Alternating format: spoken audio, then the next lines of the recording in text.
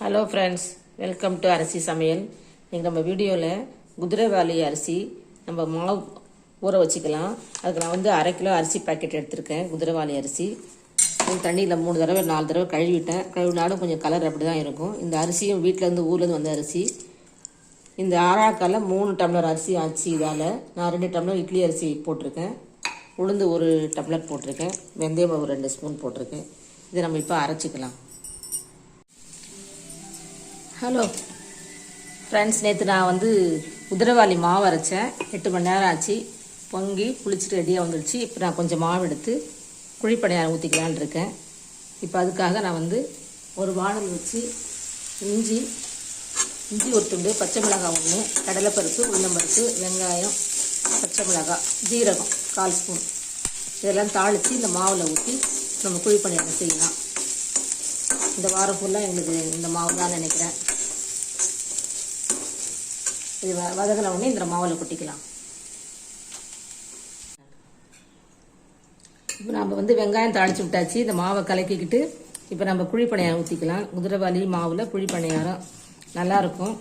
நான் ஒரு தேங்காய் சட்னி அரைச்சிருக்கேன். தேங்காய், ஒரு பச்சை மிளகாய், இஞ்சி, பூண்டு, கருவேப்பிலை ஒரு கொத்து போட்டிருக்கேன். இவ்வளோதான். இப்போ நான் இதை ஊற்றிக்கிறேன். இது பெரிய கரண்டி அப்படியே ஊற்றலாம். 4 தடவை ஊற்றலாம். 4 குழி ஊற்றலாம்.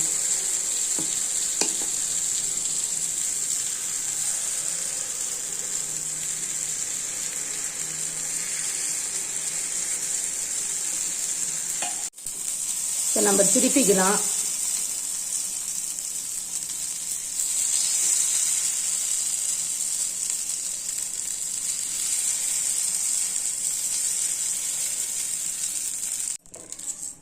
இதே போல் எல்லா மாவையும் சுட்டுக்கலாம். இப்போ நம்ம அடுத்தது வந்து ஒரு ஊத்தப்பம் ஊற்றிக்கலாம்.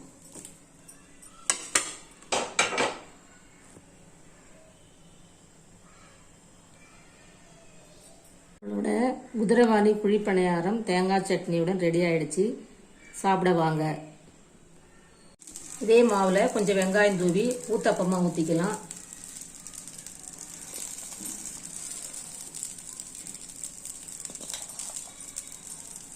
இதே போல் நீங்களும் செஞ்சு பாருங்கள்.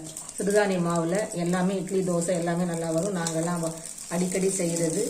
நீங்களும் இதே போல் செஞ்சு பாருங்கள். ரொம்ப சத்தானது, சுகர் வராது, காய்கறிலாம் கலந்து சாப்பிடலாம்.